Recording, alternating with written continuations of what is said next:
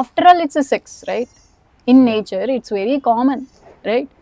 నేను ఏమంటున్నా అంటే, if hour natural instinct in nature created in this way, నీకు సెక్షువల్ ఎడ్యుకేషన్ కావాలి యాక్చువల్గా. నువ్వు ఎంత అయితే పవిత్రంగా దాన్ని చూసి గూట్లో పెట్టాలనుకుంటే అంతంత నాకు కావాలనిపిస్తుంది, రైట్? ఇంకా నేను ఒకటి అడుగుతా, ఏం చేంజ్ ఉంటుంది ఇప్పుడు పెళ్ళి అయిన తర్వాత సెక్స్కి పవిత్రత ఎట్లా వస్తుంది, పెళ్ళికి ముందు పవిత్రత ఎట్లా ఉండదు?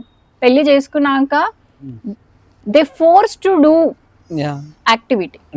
అంటే ఫోర్స్ కాదు, ఇట్ హ్యాపెన్. పక్కా చేయాలి.